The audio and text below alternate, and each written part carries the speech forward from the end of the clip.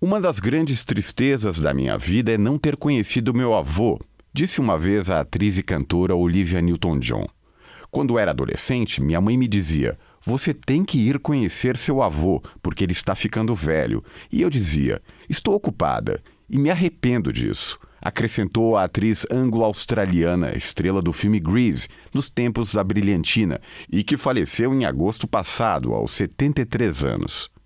O avô que ela nunca conheceu era o físico e matemático alemão Max Born, um dos cientistas mais importantes do século XX. Se você não consegue enumerar o que ele fez, talvez seja porque, apesar de suas muitas realizações, grande parte do trabalho de Born foi bastante complexo.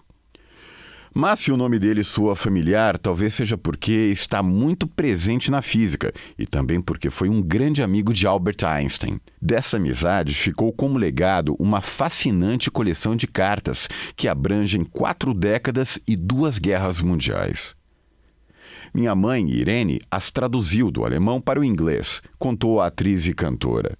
Em sua vasta correspondência, eles discutiam sobre tudo, de teoria quântica ao papel dos cientistas em um mundo conturbado, sobre as suas famílias e a paixão de ambos pela música. Aliás, foi numa dessas cartas, datada de 4 de dezembro de 1926, que Einstein escreveu uma das frases mais famosas da história da ciência. A mecânica quântica é certamente impressionante, mas uma voz interior me diz que ainda não é satisfatória. A teoria rende muito, mas dificilmente nos aproxima do segredo do Criador.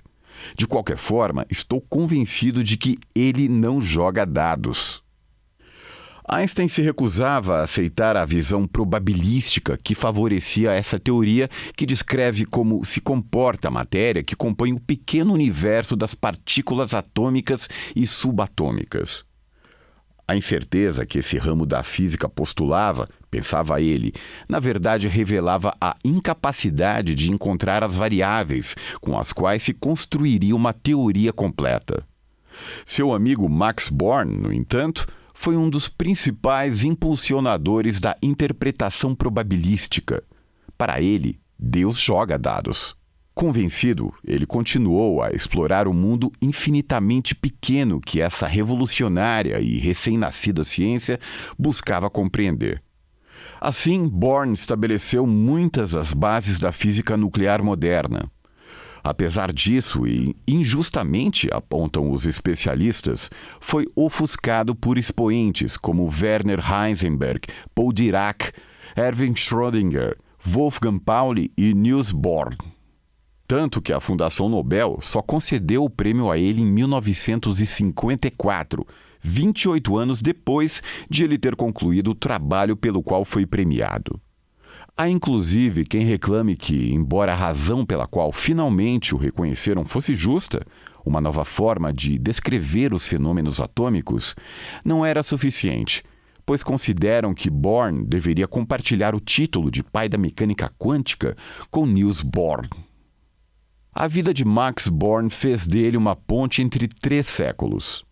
Ele nasceu em uma família judia em Breslau, reino da Prússia na época, atual Wrocław ou Breslávia, na Polônia, em 1882. Por isso, se formou nas tradições clássicas da ciência do século XIX. Assim como tantos outros cientistas judeus, ele teve que fugir dos nazistas, o que o privou de seu doutorado e até de sua cidadania. Mas, em seu lar adotivo, o Reino Unido, ele contribuiu para o desenvolvimento da ciência no século XX. O que ocupava sua mente, no entanto, eram as consequências da ciência moderna para o século XXI. Ele acreditava que nenhum cientista poderia permanecer moralmente neutro diante das consequências de seu trabalho, independentemente do quão sólida fosse a sua torre de marfim, porque ficava horrorizado com a grande quantidade de aplicações militares da ciência que ele ajudou a desenvolver. A ciência na nossa época, escreveu ele, tem funções sociais, econômicas e políticas, e por mais distante que o próprio trabalho possa estar da aplicação técnica, é um elo na cadeia de ações e decisões que determinam o destino da raça humana. Esse destino, disse Max Born, se encaminha para um pesadelo, porque o intelecto distingue entre o possível e o impossível. A razão distingue entre o sensato e o insensato. Até o possível pode carecer de sentido. Não era estranho que o cientista que postulou que só se podia determinar a probabilidade da posição de um elétron no átomo em um dado momento, descartando as leis de Newton e abrindo a porta para a física atômica, se preocupasse com tais questões. Max Born seguiu durante toda a sua vida um conselho que seu pai lhe deu quando jovem: nunca se especialize. Por isso, nunca deixou de estudar música, arte, filosofia e literatura. Tudo isso alimentava o seu pensamento ético. Em um de seus ensaios finais, ele escreveu sobre o que considerava a única esperança para a sobrevivência da humanidade. Nossa esperança, disse ele, se baseia na união de dois poderes espirituais: a consciência moral da inaceitabilidade de uma guerra degenerada no assassinato em massa dos indefesos e o conhecimento racional da incompatibilidade da guerra tecnológica com a sobrevivência da raça humana. Se o homem queria sobreviver, deveria renunciar à agressão. Em 1944, Einstein escreveu em outra carta a Max Born: nós nos convertemos em antípodas em relação às nossas expectativas científicas.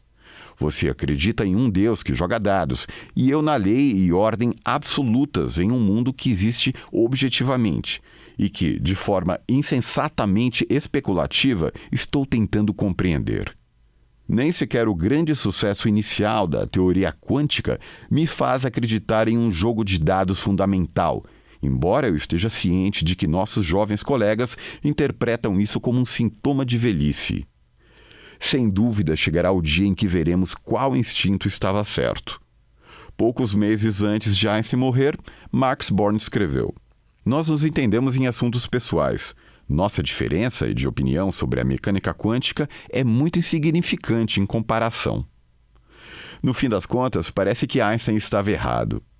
Esse jogo de dados que envolve incerteza constante ainda parece necessário para entender um mundo infinitamente pequeno. E para Max Born, a incerteza também era fundamental para a vida em um mundo infinitamente maior do que aquele que ele explorou.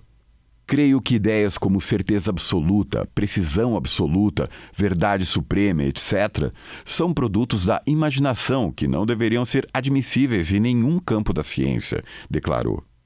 Por outro lado, qualquer afirmação de probabilidade é correta ou incorreta do ponto de vista da teoria na qual se baseia. Esse relaxamento do pensamento me parece a maior bênção que a ciência moderna nos deu. Porque a crença de que existe apenas uma verdade e de que você próprio está em posse dela é a raiz de todos os males do mundo.